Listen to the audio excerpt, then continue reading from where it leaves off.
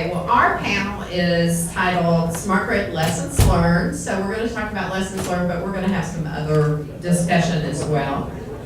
So with that, the way we're going to run it is I'm going to let each of the speakers have about 5 minutes of opening comments, and then we'll start some Q&A. So y'all be thinking about your Q&A, and we'll take your questions. And if you don't have any, then I've got plenty I can ask them. So I'm Becky Harrison. I'm the moderator for this panel. I am the CEO of the GridWise Alliance, and we're an organization based in DC who focuses on the modernization of the electric system. So that's what we do. And with that, I'm going to turn it over to Dave DuCharme with Capgemini. He's Vice President of North American Energy Practice. And Dave, I'll let you do your opening. Sure. So I run the utility practice for Capgemini across North America. Our focus, and the reason I'm on this panel, is around a lot of AMI work, a lot of smart meter work. And when I look at smart, we divide it into 3 pieces: smart grid, smart meter, and smart home. And I'll definitely be talking about the smart meter and the smart grid side, so looking forward to that. Next, we have Cheryl Roberto from Environmental Defense Fund. Cheryl is the Associate Vice President of Clean Energy. Thank you. I'm going to take some of your time back. No, please. So, the Environmental Defense Fund is not your stereotypical environmental organization. We base our work on science, economics, market-based solutions. We work in collaboration with corporations. In fact, we have decades-long partnerships with Walmart, with McDonald's. We recognize that technological innovations in hydraulic fracturing have unlocked vast U.S. resources in natural gas.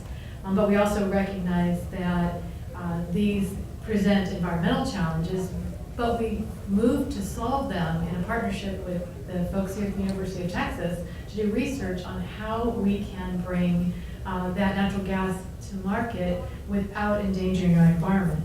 I lead, as Becky said, the EDF Clean Energy Program, and it's a national effort where we work with utilities, regulatory commissions, legislators, governors, other stakeholders in 9 states, including Texas, where half of the energy is generated and consumed, to accelerate the transformation of our grid to one that is cleaner. And it's the bidirectional distribution edge grid that I think people have been talking about throughout the conference. We work to do that by reforming utility regulation, and the reason we do that is because that we understand that 80% of the U.S. contribution to greenhouse gases is carbon dioxide, and fully 40% of that is coming from the generation of electricity. So from our viewpoint, the collective experience that we've had with smart grid, particularly since the ARRA deployment investments, has yielded some really rich information and data about our technical capacity, operations costs, benefits, and investments in advanced communications, control technologies, and everything that we package in that smart grid package. It's also demonstrated tremendous potential for getting real results of cost-effective improvements in grid operations, energy efficiency, asset utilization, and reliability. And it's disclosed what was probably predictable but very clear. We have a lot more work to do. And I'll illustrate that really briefly with an example about voltage control, reactive power control, and possibilities that are available to us. The idea of the important learnings that we've had and the really hard work that's still out there relates to the fact that extracting the full value for these investments is really going to require us to move some behemoth in the form of the utilities, which have a century's worth of experience in operating. That's going to require those organizations to really embrace change management in a way that's difficult for any organization. It's going to require regulators to gain new skills and a new level of comfort in making investment decisions and supporting utilities in their investment decisions. And it's going to require customers, animating customers in a whole different way for a relationship with energy that they've never had before. I think some of the highlights that we've seen over the last decade, particularly the ARRA experience, has been that we do see that these investments have absolutely demonstrated the potential for a more reliable system. The ARRA projects that had deployed, as an example, the automated feeder switches, across all of the projects, we're seeing a 50% shorter duration and outage, and 11% to 49% less frequent outages. And we also see that far fewer customers are impacted. We see demonstrated more efficiency in the system. This is something near and dear to my heart. Optimized voltage and reactive power is yielding across the distribution circuits where it's been deployed greater than 2% energy reductions across the board, and 1.8% in shaving peak load. And it saves money. Just across the border, Oklahoma Gas and Electric coupled advanced meters with time-based rates and in-home displays, and it looks as though they're going to be able to defer construction of a 170 megawatt peaking plant. But when we turn to the more work to do, that's where I'd like to just frame up what could be possible with optimizing voltage and reaction power levels. The opportunity is amazing. It requires no action by consumers to harvest this. They don't have to buy new equipment. They don't have to change their behavior anyway. It's entirely around the operation of the utility. And it does, on average, yield a 2% benefit in energy efficiency. In ADP's area, their case study actually demonstrated that we got to 3%, which is just a pretty striking result. One of the things that I'd like to highlight is that we have opportunities around the Clean Power Plan and this technology. The Clean Power Plan creates an obligation for states to develop state implementation plans that will reduce their CO2 emissions from their coal-fired plants. But one of the doors open is any place in the chain, in the electricity chain, of reducing energy usage, and integrated volt bar control is certainly one of those areas. So we see that as an opportunity, but there's a challenge. For that to work, we need to reform utility regulation. We need to be able to measure energy savings in a way that will be respected by the US EPA. We need to translate that savings into actual greenhouse gas reductions, so we need to have a handle on what the dispatch load looks like. But we think there are solutions to do that, and we've been working on them. States really need more in the way of simple recommendations for implementing conservation voltage reduction. They need support and guidance to understand the potential benefits of these practices and to maximize the benefits.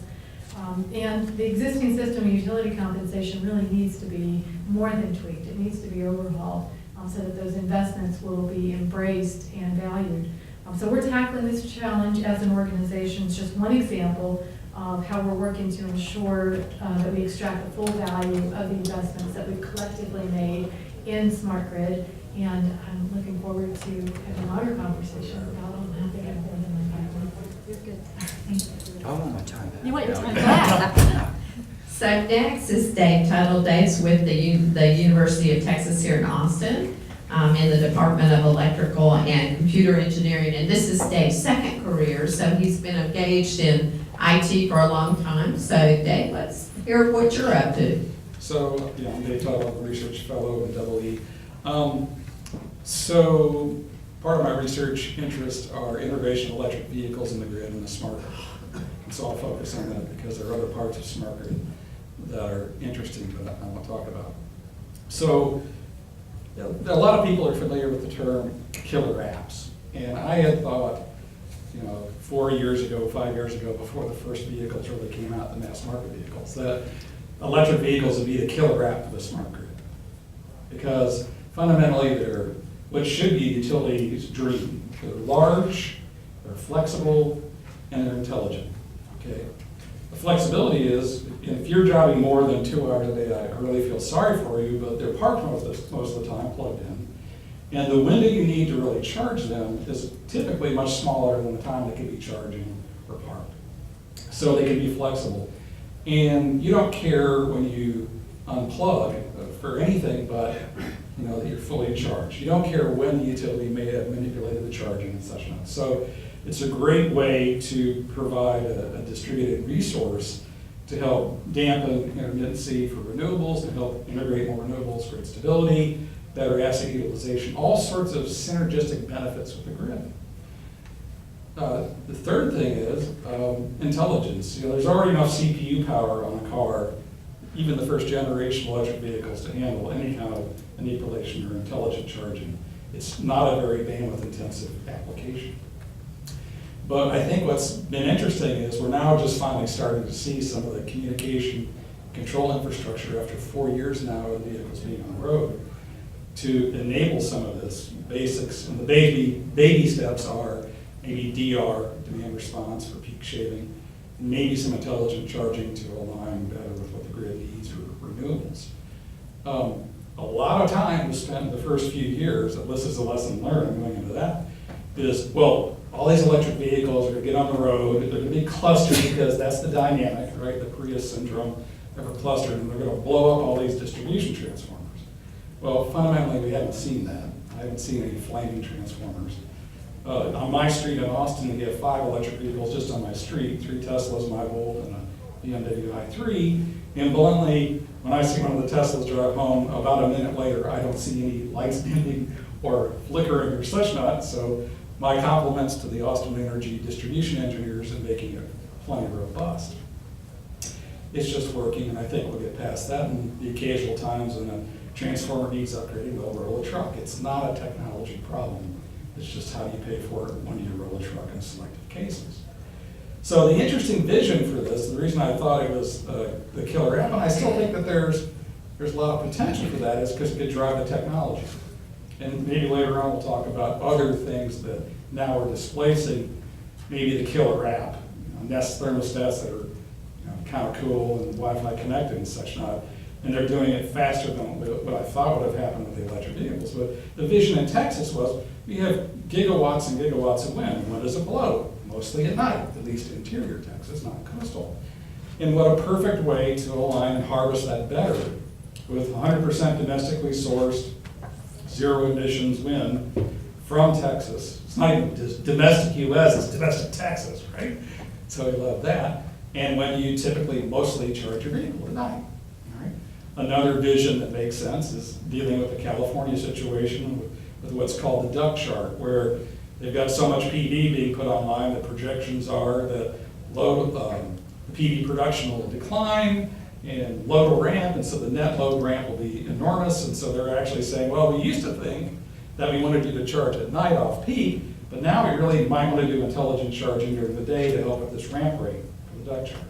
So I think that it still has the possibilities, and certainly I'm seeing some technologies that are coming out to help fulfill that vision, and I still think all the possibilities are there. It's just been a little bit slower than I thought it would. And we're seeing fairly good adoption of the vehicles. We've got at least as good of an adoption rate as what the hybrid adoption rate was in the past, even with low gas prices. So we can talk more. Very good. And next up, we've got Patty Durand, who's the Executive Director of the Smart Grid Consumer Collaborative. So here you go. Thank you, Becky. Hi, everyone. We're a nonprofit focusing on consumer research and consumer engagement tools. We produce a website called whatisSmartGrid.org for the consumer to go to and learn about grid modernization and technology. And we also produce videos and fact sheets for consumers to learn about things related to the grid, such as pricing plans, RF emissions, security and privacy, general benefits, and myths and truths. And that's an important part of what we do, but what our most important work activity is consumer research. We conduct a lot of research throughout the year, but one piece that we produce annually is called our Consumer Pulse and Segmentation Study. And we're actually just coincidentally releasing that research today for the year 2014. We gathered the data late last year, Q4, and we've been analyzing it and preparing it for publication today. And we produce that research so that our members and other stakeholders can learn what consumers want, what's their favorability, what's their interest, what are their preferences, and what are their expectations with regard to the smart grid and grid technology products and services that modern grids can provide consumers. And we have some findings that I want to share with you, a couple of key findings from that research. One is that 60% of consumers have expressed an interest and would likely participate in critical peak rebate programs. So there's often a misunderstanding that consumers are not interested in anything but flat rate pricing, but if consumers can find value and benefit from new pricing plans, they will enroll. And we tested more than just that one. That one, of course, is the easiest because consumers can find only upside value from that. They can save money if they respond to the call, but don't get penalized if they don't respond. So we tested 3 other variable rate programs, and consumers also are interested in those from between 25% and 50% depending on the program. We also asked consumers their interest in technology-enabled electric utility products and services, and we tested 11 different programs, anything from online bill pay to rebates and incentives to programmable communicating thermostats to an online analysis of their energy use and so forth. I won't read you all 11. And we found broad interest in all of those programs. By far the highest penetration rate is online bill pay. But that number is still low. So there's a lot of potential for utilities and their partners to work with consumers, engage consumers, and provide consumers value based on grid modernization. At least 47% of all consumers in the U.S. are interested in these 11 utility-enabled programs and services. We have a lot more data around consumers. We've identified 5 broad segments or groups of consumers as it relates to their attitudes and values. We know that not all consumers are the same. They're not a monolith. So some consumers are very interested in the green environmental aspect of the grid, such as scaling up renewables, integrating efficiency, reducing carbon emissions. In fact, that is our biggest segment of consumers across the U.S. And then we also have consumers very interested in technology. That's another big segment. And we have a third segment of consumer interest related to saving money. So the first one is called Green Champions, the second one is called Movers and Shakers, and the third one is called Saving Seekers. And those are the 3 best segments across the U.S. And then there are 2 remaining segments express less interest in all of this. So we have the status quo, which is leave us alone, we're fine, we're not interested in any of this, that's 17%. And then we have technology cautious at 18%, and what this group is telling us is they're interested in saving money and energy efficiency, but they don't really see how technology can play a part in that. So if we educate them, then they'll engage, but otherwise, probably not. And those last 2 segments, the more skeptical, slow to adopt, engaged segments, often receive a disproportionate amount of attention from industry stakeholders. Whereas there are 3 very strong segments who are interested in engaging if the message is right, if we find out who they are through segmentation or through other methods of interest in understanding consumers, or if the program is designed right.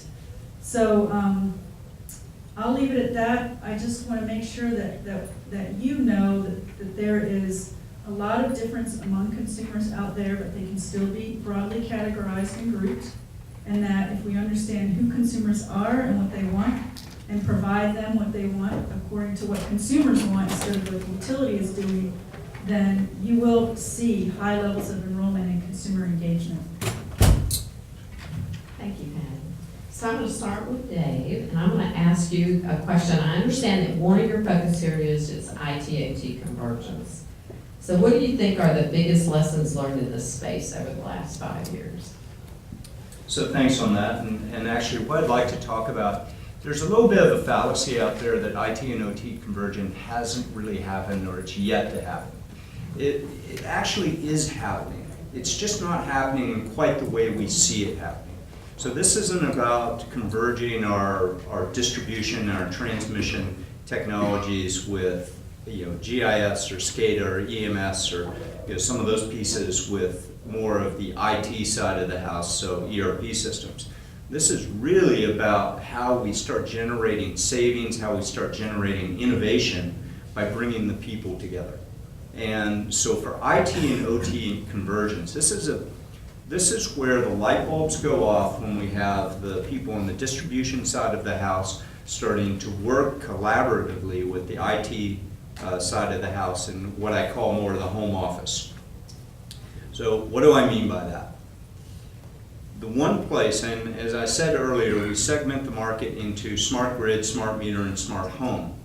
If we look at that smart meter segment, that's really where we see the convergence. It's the first place that we've had the operational side of the house, the distribution people, the people in the field, sitting in the same room working with processes with the IT side of the house. And the reason that is we're looking at the meter to cash process.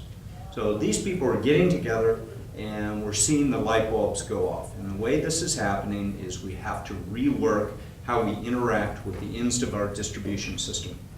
We're shining a light on a part of our grid that the light has never been shined on that part. We always work reactively to that piece. And so as we get those people together, we start working with things like truck rolls. We start working with theft analytics. We start working with volt-var optimization and the impact that we see from the ends of our distribution grid. We also start working with transformer optimization. All the information that we're able to pull by having these people purely in the same room is truly amazing. That's the exciting part for us. And the reason it's exciting is because it results in money. You know, what drives utilities right now is how do they become efficient, how they optimize their financial structures, how do they deliver and stay competitive in the marketplace, a marketplace that's becoming increasingly difficult, and a marketplace where they're facing, you know, in many cases, and especially Southern California, facing extinction. So we love this piece because the boundary, and I'll touch on a little bit of a sensitive subject, the boundary that we've torn down is the budgetary gaps or budgetary walls that exist between transmission, distribution, home office, IT. Yeah, the classic utility, the way they work, and I've been a utility guy for 20 years, so hopefully I can talk about this as an industry person, is we protect our budgets. That's how the regulatory environment has always established it. And so for me to give up any control outside of my BU boundaries is something I don't want to do. And so we don't want to let go of that responsibility. And inherently, collaboration brings up the issues of who runs it, who controls it afterwards. And that has been detrimental to the efficiency of our entire network. So that IT and OT conversion has happened not necessarily at the budgetary level, but it's happened at the people level. Because when the people get together, they see the efficiencies, they have the incentive to work in the best interest of their utility and the customers, and it's truly happening. So, truck rolls. I will tell you, I'll give you some real world examples here. When we've rolled out some of these big billion-dollar AMI projects, one thing that we do is, and we have done, places like Hydro One, Consumers Energy, BC Hydro, SoCal Gas, is we make sure that we bring in the right technologies for the field crews that are going and working on this. Imagine field crews that are turning more from wrench-based or mechanical-based activities to direct TV kind of activities. So you're working with much more higher level technology, and actually you're creating a new labor category for the unions, which they love, by the way, which is very, very beneficial. But we're actually creating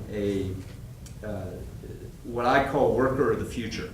And when you take those trucks that we've established and those crews that we've established for the AMI projects, and you send those back to the field crews, field houses, and the remote locations, they're bringing that technology with them. So these are things like being able to pull down specs and diagrams in the field as they're working, real-time connectivity, mobile optimization of routes.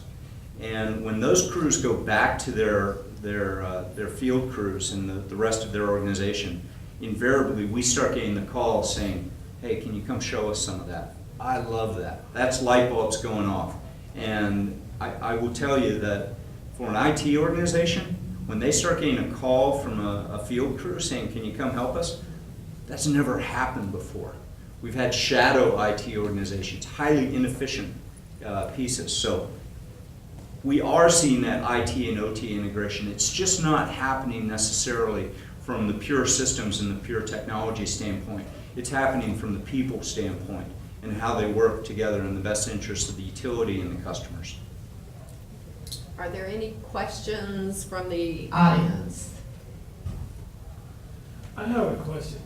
One of the things that I thought I was going to hear in this session is mistakes that were made. To me, that leads to the lessons that you learned, and it's probably the best way to learn is to make a mistake or have a failure. Can anybody share a couple of those that you've experienced? So we always like to talk about our successes, right? Right. Failures in the marketplace. One thing that we're learning, I'll tell you, is the technology is changing fast. And when we combine technology changes and Moore's Law with the physical aspects of rolling trucks out to transformers to meters to households, that's a big cost. So a very real example is how we look at devices that have cellular connectivity back to the home office or whatever system we connect it to. We've seen that the expectations on what technology we use are changing faster than our business cases actually allowed us to do it. So think about a cell connection that goes from older technology to new technology to LTE. So we have Verizon and the cellular companies that are moving fast.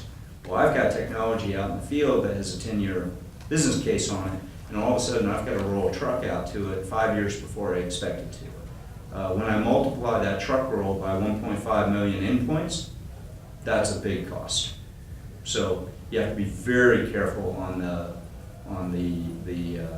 kind of the hidden costs of technology changes and things hitting you that you're not expecting. There's one for you. I've got others, but yeah, I'm not going to share all of them.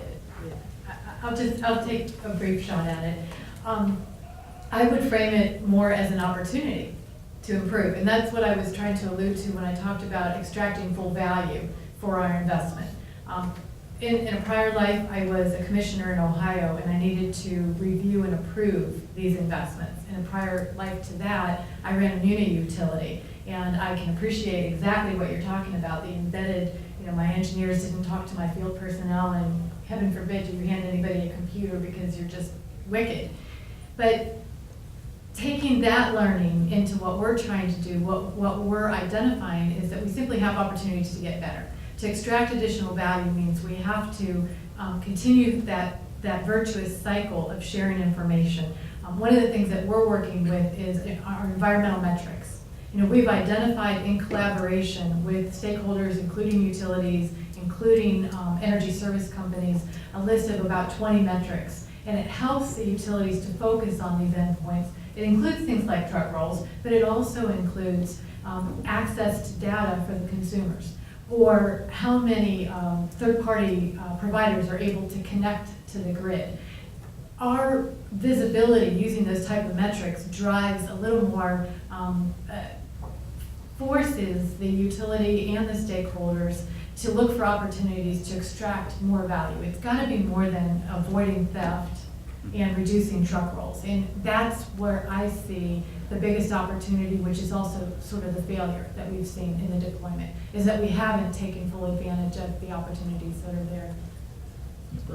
So along the same lines of lost opportunity, but momentum building, I came from the computer world. I used to design microprocessors and supercomputers and things like that. So maybe I'm just used to standardization a lot more than the utility industry, right? And so it was a little bit more obvious that for a smart grid home, why don't you just connect this to Wi-Fi? Because the people who are going to have these maybe Wi-Fi connected charging stations for your house or a thermostat, they're going to be the people who probably have a broadband and Wi-Fi hotspot in their house, right?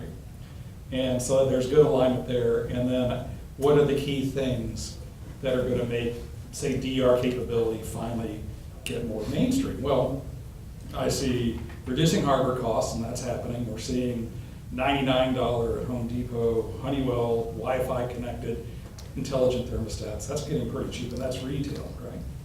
Another cost driver is the connection. You know, when I talk to different utilities and get them to open up a little bit about why haven't you done this, it's typically just, you know, it doesn't pencil out. Next thing is the monthly expense for the communication. Well, now if you can just hop over the homeowner's Wi-Fi and the homeowner's broadband, you have no communication cost ongoing. And then the next model is, instead of bring your own beer, it's bring your own thermostat or install your own thermostat, right?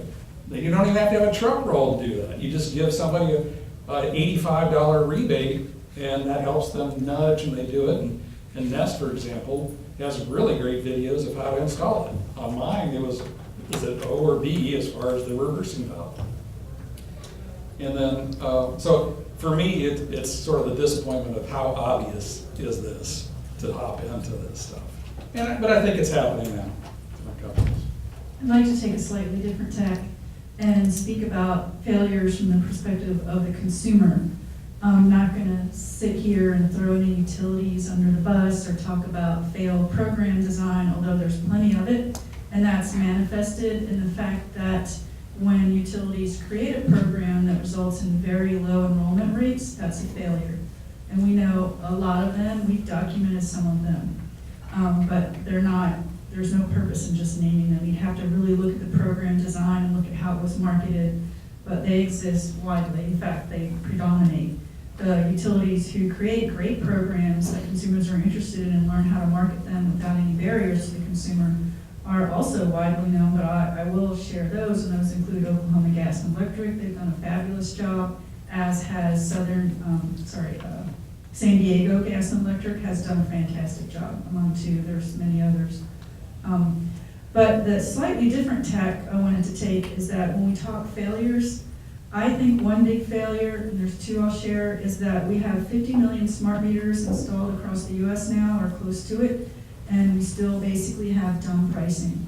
We have smart meters with dumb pricing, where consumers do not have access to ways to save money by enrolling in a pricing plan that matches their lifestyle or their interest in saving money.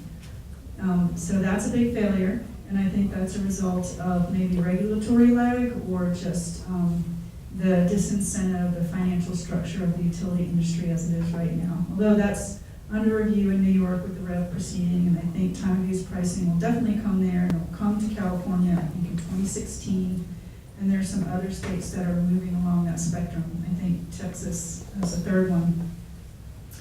So dumb pricing was one. And then the second main failure I think that we are looking at is the lack of consumer access to their own data. So we have these meters throwing off tons and tons of data. I don't even know the metric. Terawatt, I think, is often used. Terawatts of data, and consumers do not have access to it and are not benefiting from it. Again, I think that's just lag. I think it's coming. I think basically utilities wanted to do AMI deployments, and they wanted to get the infrastructure in place and then take a look at how to build benefit in back to the consumer.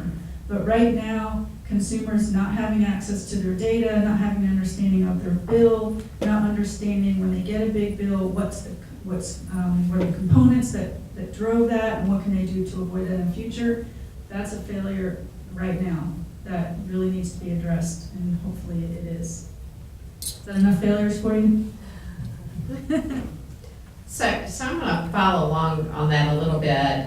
Cheryl, Environmental Defense Fund and the Citizens Utility Board in Illinois have filed a couple of different things with the commission. One had to do with open data access, and the other one had to do with optional time of use. So can you talk about why that was necessary? Yeah, and we're entirely aligned with Patty and her organization, obviously. The access to data has been a wrestling match about who owns the data, who should have access to it, how do you get access to it. There's some degree that the utility believes it's their data. We have worked with utilities and stakeholders to create what we call the Open Data Access Framework. And it's really gaining traction. It has gained traction in Illinois. It states that it is the customer is the principal owner of the data. The utility is the guardian of the data. It outlines what type of frequency and availability data should be available to customers. If a customer has a smart meter, the position of the access data framework is that it should be in real time. If it has to be through a web portal, we say it has to be updated on an hourly basis. We talk about the fact that third parties should have access to this data with the customer's permission. These are the type of fundamental agreements, rules of the road that are required to drive all the value that we can get out of the investments that we made. So where we stand right now is we've developed this framework collaboratively. We've actually reached accord with the two large utilities in Illinois, Ameren and ComEd. We reached that accord in January. We have every reason to believe that the commission will adopt this probably in about the May timeframe. We are taking it, I in my opening introduction, noted that we work in 9 states in particular, but we're introducing these ideas in all the states that we're working. So we take this fully baked solution that has people signed up for it. I mean, people agree, this makes sense. And we're taking it to each of these jurisdictions, including New York and the others. The other thing you asked me about is the time of use pricing. Time of use pricing is a challenge. We introduced the idea in New York of asking the commission to impose a time variant price. In Illinois.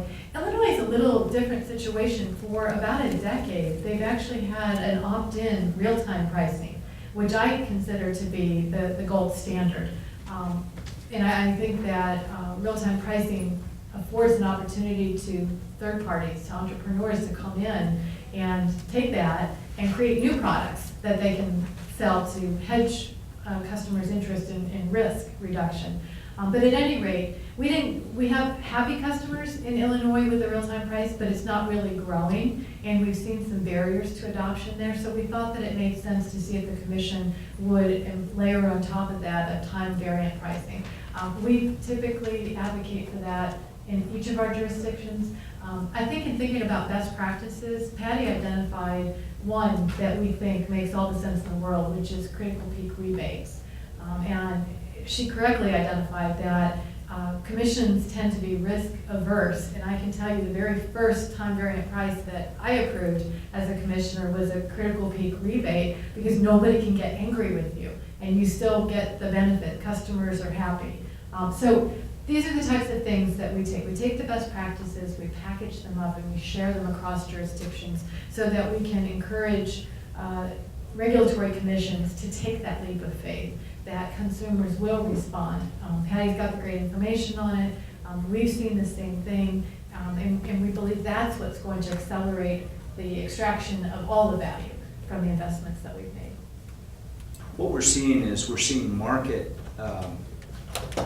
people coming into the market and creating mayhem in our market by completely jumping over that relationship that the utility has with the customer and that the regulators have with the utilities in protecting the customer's interests. So these are the solar companies that are coming in, and they're not asking permission from the regulators before they're selling to us. We've got Nest coming in.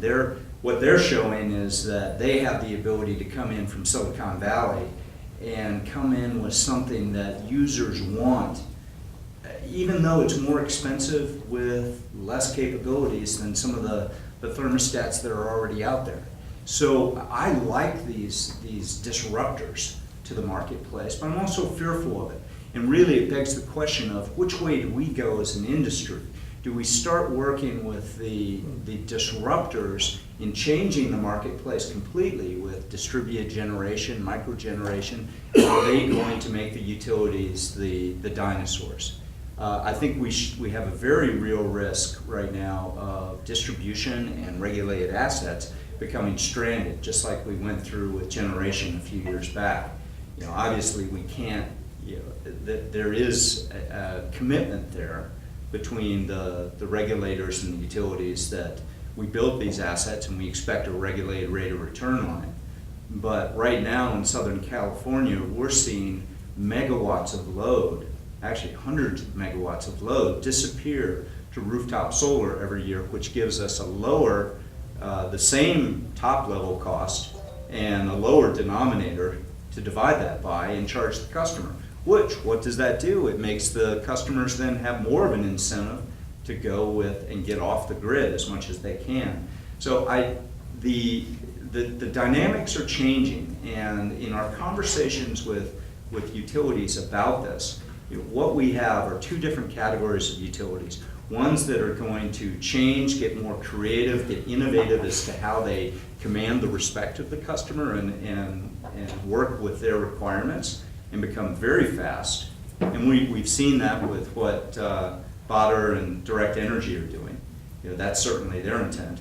And the other side is we have utilities that are going to hide behind regulatory walls and demand that their assets are protected as the world changes around them.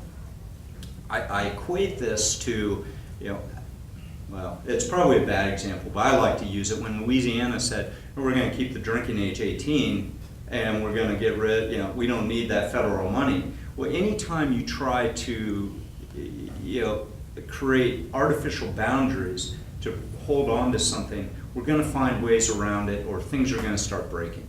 And that is going to happen. And we're seeing that in Southern California right now because those utilities are absolutely feeling the pinch of what they do with the competition they're getting from the rooftop solar companies. I have a question for the panel, and specifically Patty and even the entire panel. I want to talk about messaging and how we messaged smart grid out to the consumer and the perceptions that were created in terms of the expectation of what this thing will be. Because I see us headed down this same path again as we continue the discussion about smart grid, where the gentleman from California talked about the disruptors that are coming. The message the disruptors are sending seems to be one that is completely different from the message that the incumbents are sending. And somehow the message of the disruptors seems to be more appealing, even though there will be a lot of flaws in the messages, it's still more appealing. So what do we need to do as an industry to re-message what we do, our business, our industry, the service we offer? Because there's a disconnect between the words we use, the message we convey, and the words the disruptors are using, and the promises they're making. Somehow we've made ours very unsexy, to use a politically incorrect word. So how do we tackle it? So our fifth wave of our consumer pulse and segmentation study begins with a quote from Marketing 101 expert Larry Kessler, and it's something like, the first rule of marketing is know your customers, segment your customer base, and then create programs and services and messaging to appeal to those customers. So in the past, and to a large extent today, utilities are using demographics to target customers if they use anything at all. In some cases, it's prohibitive to market different things to different customers or to offer any different message to any different customer. But generally, the main answer to your question I would give is utilities need to start segmenting their customers, and by that I do not mean demographics. Just because you're black and I'm white, or you're rich and I'm poor, or you're man and I'm woman, or you're southern or I'm northern, doesn't mean that you don't care about green energy and I don't care about saving money. Your values around energy are unique to you, and don't follow your demographics. So what we think, and what our research shows, is that you segment the customers, understand who you have, create programs and services that appeal to those customers based on what they care about. So if you're approaching an environmentalist, talk to them about greenhouse gas reductions and increasing renewables. If you care about someone that is only interested in saving money, and it doesn't mean they're low income, it can mean they're high income. They may just not like the waste of wasting money. Then you approach them on empowerment messages about how to control your bill, how to set a budget, how to go online and see your data, and so forth. And we have a lot of good examples. We actually document best practices for utilities who are doing it well, who do have high levels of enrollment. 40 and 50%. Pepco has a summer peak program, peak shaving program. They have a 52% rate of enrollment for that program. That's tremendous. Salt River Project also has high numbers. So it can be done. It's actually not that hard. It's just new to the utility industry because they've never had to engage customers before, and they're not that great at marketing. But it's a new set of skills that they're learning, and those who are going out and using marketing best practices are doing really well with it. So to a certain extent, we're trying to put spots on a zebra. Utilities, that's not their world. And to be honest, for the vast majority of utilities out there, we will never be as good as a Google, an Apple, a GM, the people who are very good at influencing customer decisions. And if you look at what that customer side of the equation is, it's influencing decisions in a way that makes sense for the company. We're going to have a few survivors out there, but the vast majority, no. It's not going to be your game. And look at how, I hate using Nest, I use it too much, but look at how they have come in and made us pay more for something that we already have or already can buy for less, and we're happy about it. That's a great story, and it came from people who didn't understand the electric industry. That's going to happen again. Solar panel marketers, they're doing exactly the same thing. They really don't care what we think of the utility. What they're doing is they're creating the buying mechanism and hitting us up on decisions that completely confound most utilities because a lot of it doesn't make sense, even from a kilowatt hour basis. But what they're doing is they're saying be independent from, let's say San Diego Gas and Electric, who has higher rates. But the 20-year business case on most of those things don't hold out. So what I feel is going to happen is we're going to have a 10% success rate. We're going to have 70% of the companies that actually hide behind the regulatory walls and recognize and use that as a protection to say, I don't have to be as good as the solar companies, I don't have to be as good as the marketers. And we're going to have the other 20% that are just going to die a nasty death. So, yeah. I want to just cut to the chase, I think, on this. I think fundamentally utilities have to redefine themselves. Utilities have been assuming that, and they've been correct, that for a century customers have been passively receiving electrons on one end of those wires. And that just simply is no longer true, and they need to rethink their entire model. So it is how they relate to customers, but it's really more, what is their business? Is their business transmitting electron from there to there, or is their business providing a platform upon which all of these energy services can play in an unbiased way? And I will propose to you that it is going to be the latter, and the utilities that survive are going to be the ones who figure out how to offer that service, whether they're also offering generation and all of those type of options that play on that platform, or whether they enable a platform that allows third parties to come in and play on it. Those are two different models. They can both work, but it's going to have to be one of those or some hybrid of it, because customers are no longer going to sit back and passively receive an electron from a utility. So yeah, there could be hybrid strategies and hybrid technologies. So one that I have a question about is if for data access, we talk about having smart meters with the AMI backhaul as well as a Zigbee radio. Why can't they just simply build it with the AMI backhaul and a secure Wi-Fi connection that if somebody wants their data, they can get minutely data, hooking that up to their Wi-Fi hotspot as much as they want, and that doesn't burden the utility with starting to archive terabytes and terabytes of data, and also may avoid security and holding that data. Okay? So Can I speak on that? Sure. We've had AMI installed for almost 10 years, and our level of technology would not allow for minute-by-minute aggregation of data. In fact, we can't even pick it up, even the hourly data, but 3 times a day. That's a limitation of the technology. Of course, it's 10-year-old technology. but we're only, we've probably got at least 5 more years before we can even begin to think about phase 2 of AMI, which would require entire infrastructure, change out millions of dollars. So, but let's just go on with that for a second. Say you have the EMI backhaul just for the pricing and billing, and maybe some DR, right? But I'm talking about if the customer wants the data, there's that second radio in it, and I can pull the data from that meter whenever I want. And it wouldn't interfere any of that infrastructure for the backhaul. Oh, I'm sure we've got consumers that have that now with the Nest devices and. No, I'm talking about in the meter itself. Instead of a Zigbee radio, a Wi-Fi radio, and so we'd have 2 radios, the MeshNet EMI and a Wi-Fi that could be tapped into and have HTTPS, secure linking, things like that. So that would give full access. So some of those questions about, you know, it still needs to be orchestrated with who owns the data and such. That's a real simple thing.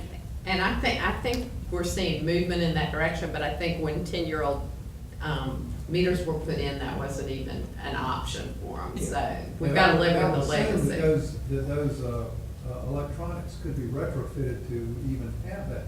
You just pull out the old meter, put a new one in. So I've got a question I've got to ask this group that's kind of prompted from some of this discussion. It's more a forward-thinking question though. Right. It is becoming more and more obvious that charging for infrastructure based on commodity delivery is not going to work long term. And based on who you talk to, about 50% to 70% of what we pay for is actually base infrastructure. It's not the commodity, it's not the energy, it's the infrastructure to support all that.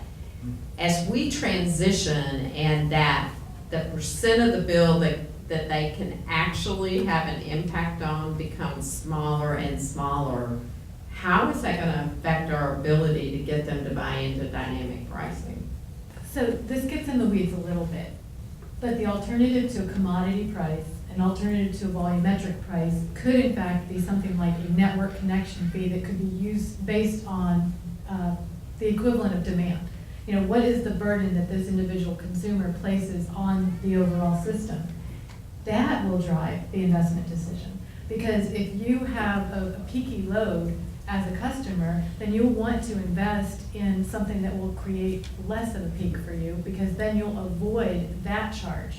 So it becomes a motivator that the price visibility isn't about the commodity that passes over the lines, it's about how you use that network, because it's the network that you're paying for.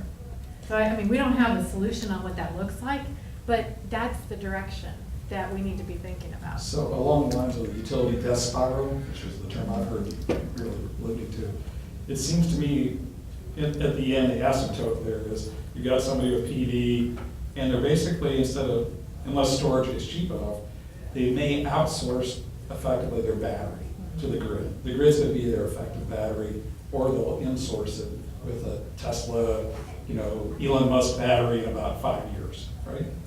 And then the point is, how do you charge for that service of being a battery at night for your PV system, right? That's what the grid may become. And so that's a service, and then you can have almost like commercial with demand charges to deal with that. And then it'll be some kind of argument. That's what it might devolve to. Now, and that kind of segues into, okay, what do we do as operators for those utilities that say, hey, we want to be create an open market, deliver our regulatory compact, our responsibilities to the region we serve. What is your responsibility? Your responsibility is to do that as efficiently as possible. How do you be what you are efficiently as possible? And so that's where, actually, it's a very positive lesson about the ARRA funds and the investments we made. If you look at the metrics that we're starting to see that utilities run their company by, the biggest one is the cost to serve a customer per year. And that takes out the energy charge. It really wraps in all the infrastructure. What is that cost per year? I'll give you some real numbers on this. Utility in Europe with over 40 million endpoints. They use the catalyst of their smart grid investment to look at what is our cost to serve our customer. It started out at about 80 euros per year per customer. They've driven that down to 50 euros per year now per customer. Big savings. And now they're actually making the next step, and they believe they can drive it down to 30 euros per year. You know, these are big, big numbers. And what that does is it means that those utilities survive in whatever iteration of the market that takes place, because they're providing that service, whether it's as simple as backup service if your renewables go down, or if it's the integration of selling power back to the grid. Whatever their responsibility is, that changes for the region they serve. So that's the real message here about what is the lessons learned of the grid. The grid is really about how do we commit to our responsibilities to the region we serve as efficiently as possible. And others are doing it. We have to continue to look at how we drive those costs down. If we don't, we're setting ourselves up for the disruptors that come in the marketplace and say, you guys are a fat, moving, slow target, and we are going to take you out. And somebody will do that if we don't continue to do our jobs very well. Becky, can I just make a comment on what Cheryl said? And Becky, you've heard me say this at many other events before. So I'm not a utility guy, but I've worked with utilities around the world. And I always feel a little bit saddened for them because oftentimes people say utilities must change, they have to do this. The gentleman talked about them being sort of an elephant and they're slow and they're disruptive and coming. The problem is that their business model is really not their business model. Their business model is structured by somebody else, and that's somebody else being the regulator, right? So the issue of Google and Nest, they don't have, and the gentleman from CPS talked about yesterday, they don't have the same barrier of entry. And in fact, they were treated almost differently. So if you all of a sudden would classify Nest as a utility and let them be subjected to the same characterization and restrictions that other utilities are subjected to, would we see Nest being as aggressive as they are? So in the case where the business model of an entity is controlled by someone else, I think we need to visit who's really setting the business model. And that's where I see New York setting the stage with the REV. But I think all the other states, unless you change and disrupt the utility compact or the regulatory compact, if you want to really disrupt something, disrupt the compact, and then we can see what will happen. But right now you have an uneven playing field where you have one guy's being controlled to behave in a certain way, and the other guys being allowed to do whatever they want to do, and then we keep blaming the old guys for not being reflective, and the new guys are just being allowed to be Uberish, right? So I think that's the challenge we have here, right? You just defined my day job. EDF hired me to do exactly that, and we've assembled a team of experts with regulatory experience, and we're going from commission to commission and giving them all the best information that we can compile to show them how they can transform the regulatory compact from something that was brilliant for a century, because what we needed it to do was push those electrons to every corner of the United States, and it did it. It was tremendously successful, but we needed to do something else now. So we're going from state to state with the best information available to flip the regulatory compact on its head and to pay utilities for what we want and need right now, which is a performance-based system to deliver this platform, this procurement ability, so that we can all get the type of service that we need. Now, that doesn't mean one-way electrons. It doesn't even necessarily mean electrons on my own house that I generate. It may be storage, it may be energy efficiency, it may be demand response. It's all of those things.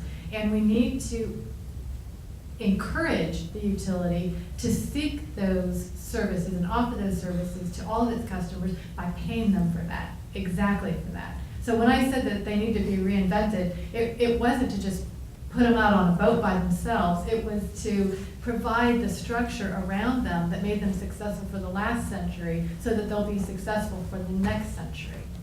I've got one question to ask on that, and I can probably talk without this.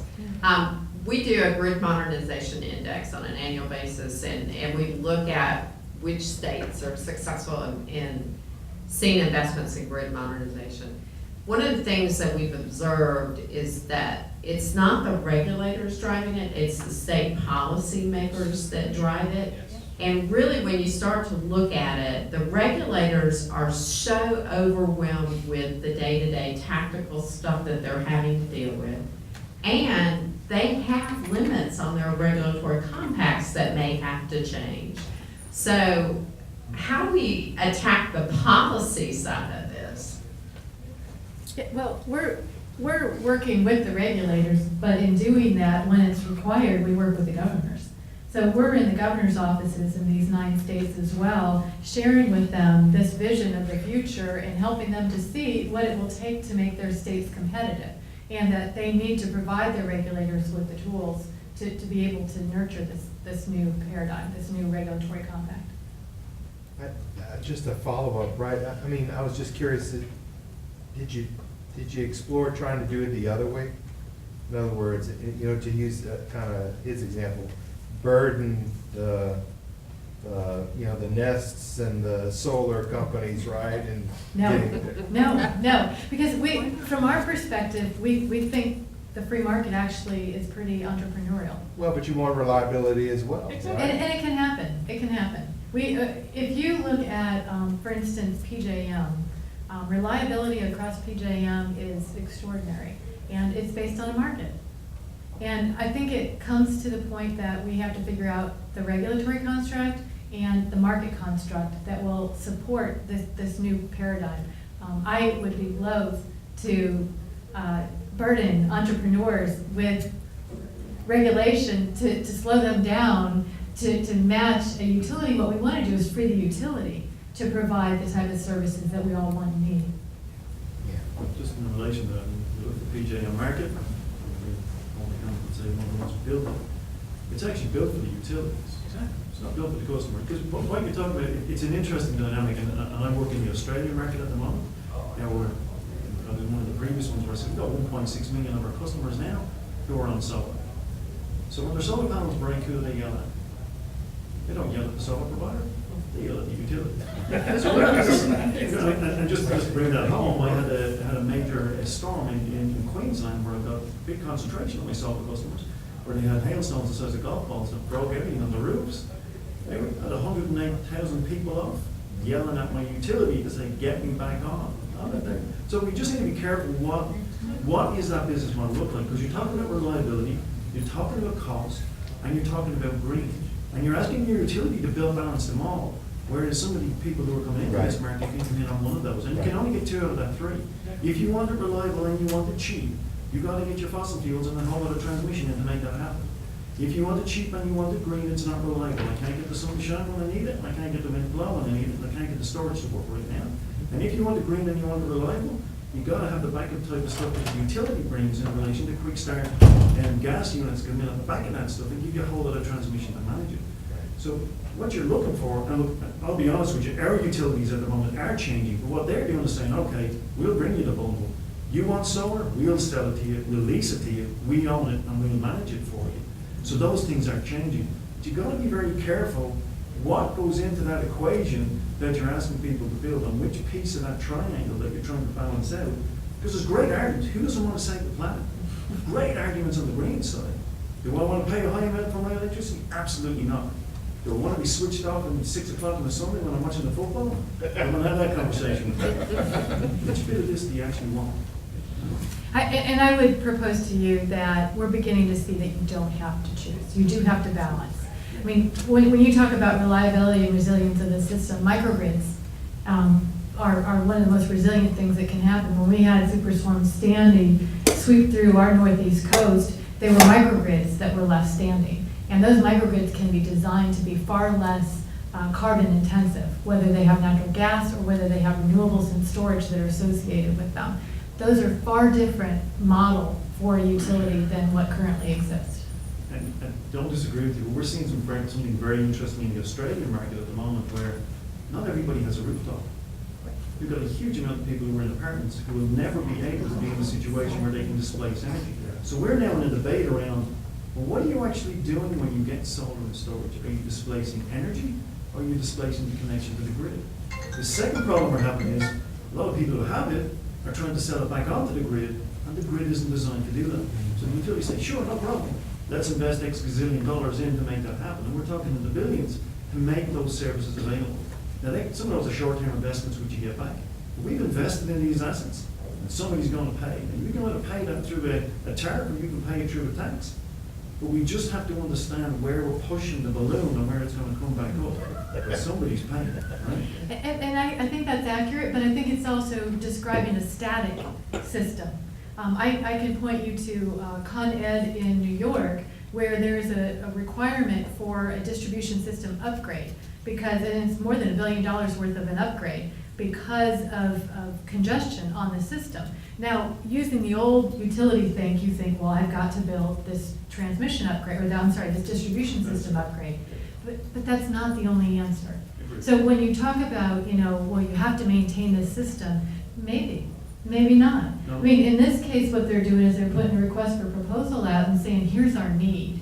Who can meet it? It can be a combination of energy efficiency, it can be a combination of demand response, storage, combined heat and power, fuel cells, whatever, all comers. This is the defined need. You tell us what you've got, and we can choose the least cost, most reliable option that meets the needs of this area. So we shouldn't be thinking static. No, you're absolutely right. And we're doing the same thing when it comes to how we're managing congestion. The problem is, you look back at the, $300 billion worth of network that's already there, that was invested in for 20, 30, 40 years. That isn't going away. We're definitely looking at it in terms of the new stuff that needs to come in. We've seen a very interesting situation, as we're seeing the same as we're seeing in California. Net, we're seeing the actual drop. But in certain places of high population, we're seeing it grow. And we're seeing congestion. And those things have to be managed. The problem is, there's billions of dollars of investment in the assets. And the question is, who pays? Because somebody's paying.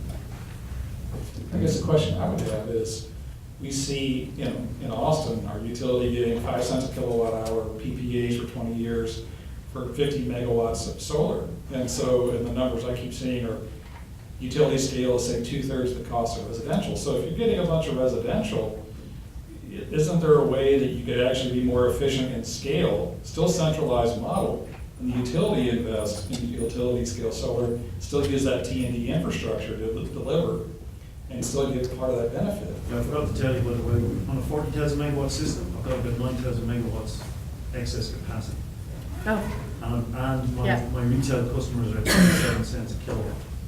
yeah. How much per kilowatt? 27. 25 to 27. Wow. And the reason being, the wholesale price of electricity is pretty much the same as it is in ERCOT. We invested a whole heap in the network, and we're now having to pay that. And that's what's driving the solar investment, because people saying, don't want to pay that, so I'll invest in solar, which displaces the network charge. Which puts more pressure on you with your fixed Well, costs. My biggest generator is the distribution network. Yeah. But you're so long on generation. Have you thought about lowering your per kilowatt hour charge and increasing your facilities component? We can't. We have to. What they've invested in the networks to recover the charges is the problem. And the government owned assets that if you either take it out of the tariff or you take it out of the tax. But you got to pay the loans back that invested in those assets. Well, what we did, because we don't have near the solar that some of these other utilities have. I'm in the southeast. But we simply reduced the kilowatt hour charge, and we're increasing the base facilities charge. It's, and I hate this term, it's revenue neutral, but what it does is it covers our costs for the facilities that are out there, yet it reduces the component of, the kilowatt hour charge. Now, we don't have time of use except in certain situations right now. We're moving that way because we're being charged time of use now during the summer. But eventually, we will have to change those meters out to accommodate a pure time of use rate structure. But right now, we only have a minuscule amount of time of use, and there are irrigators in rural areas. So inefficiencies in the market, and I view, I'm hearing about inefficiencies. I view inefficiencies with either what your invested assets were or decisions were previously. I know that you guys are struggling with some of the meter decisions, previously. You've got some generation discussions. No matter how fast we work with our regulatory decisions, we open up the door to somebody coming in with a better idea. And that, we just have to live with that, because that is free market. Is our inefficiency, and we have to reduce those inefficiencies. Either we have to bite the bullet on, what we invested in that was a bad decision, and somebody has to pay for that. And, maybe it's the investors, maybe it's the ratepayers, to be determined. But we're opening up the door to the new guys coming in and taking advantage of that. And rather than trying, I think we have to be very careful about where we draw those regulatory boundaries on what the responsibility is of the utility, whether it be a system charge that anybody in the territory has to take on. But we need to watch out for those regulated decisions, and as you said, adopt and embrace the catalysts coming in and taking pieces of it. We can't put walls around the whole thing, so let's go back to the true responsibility of who we are. That's just a personal opinion. I believe we have the responsibility to protect the investments and the investors who made those investments. Now it's a question of how do we create the right platform for other players to come in and work with us. The one thing I will say, and this is, I think utilities miss the fact that one thing they're very good at, and an opportunity for the utilities, is they know how to manage and work with dangerous assets that are distributed through a dense population. There's really no other industry in the world that knows how to do that like utilities. That's a valuable resource. I think actually the utilities, instead of thinking that they're the vast majority thinking that they're going to go out and be the new consumer decision or influence consumer decisions, start looking at what you can do that nobody else can do, and rolling trucks and dealing with those assets that sometimes are in very difficult positions. That's one thing that utilities are good at that nobody else can match. And they're actually good at that, whether it's a solar panel on a roof, a transformer, or a fuel cell that's eventually going to sit behind the house. Love that business, because the catalysts in the marketplace, the disruptors in the marketplace, they're not going to touch that. So, real quick, I'm going to let each of the panelists have a last comment, and then we'll let you go. Well, you've been a great audience. I'd say that the main lesson learned is that consumers want to be engaged. They care about energy and energy technology. We have data and research that proves that they care. And so this is a really exciting time to be in the industry now that utilities can actually deliver on new value, new products and services for consumers. So probably I'll come back to some of the messages I missed when we started this conversation, and that really is the fact that we've invested a tremendous amount in our grid. It's the responsibility of us to make that operate efficiently. We have examples out there of where people have done it very well, and they've reduced their costs. We have AMI, which has been a catalyst, and we need to embrace that, and it's going to be around for the next foreseeable future. And now we need to adjust and adopt our business around the assets which are at the core of our business. So that, and then the other message, which I just keep coming back to, is there is a small percentage of us in this industry that are going to be going out and influencing consumer decisions. I power to the ones that can do that. They're the ones that are able to attract and retain the new talent, the kids coming out of school. It's something that I work with our clients on, is how they attract and retain good talent. Very difficult. Some of the newer companies, they can do that. So be good at what we are good at. Decide what your company is good at, and then drive that home. That's really the key message. Yeah, I've been on my soapbox, but I'll just come back to the point that it's not the technology that's really the barrier to transforming the electric grid. It's not. It's the regulatory structure, the market structure. And that's what we need to be creative about. So when I heard about underutilized assets and the utility death spiral, it seems like low growth would help solve all. Right? Yeah, that really, well, I don't know. So in electric vehicles, we're not even in the iPhone 6 or Galaxy latest generation. I would doubt that we'd even call it in the BlackBerry or Palm Trio 650 realm. We may be in the Motorola Razr or Nokia candy bar phone era, just starting out. And obviously, you can't get, an F-150 pickup truck plug-in hybrid or such. It's just, we're making progress on that from what we see from the manufacturers. But utilities helping to stimulate demand for electric vehicles could be a great thing. We had that with Roger Duncan here at Austin Energy Plug-in Partners, gosh, was it 10 years ago started? And it helped. It actually helped influence General Motors. Tesla influenced that by having existing crews. So I think there's a glimmer of hope, and I think that looking for new load isn't a bad thing to do. Because if you displace petroleum, you're still saving environmental emissions, right? You're still typically not exporting $1 billion, maybe $500 million today for foreign oil. And there's still all sorts of benefits by just converting transportation to electricity. So I haven't heard that in a lot of ways, but I think that there's still a lot of possibilities in a not only benign, but very synergistic way of low growth. So welcome me in, or join me in welcoming and thanking our panel.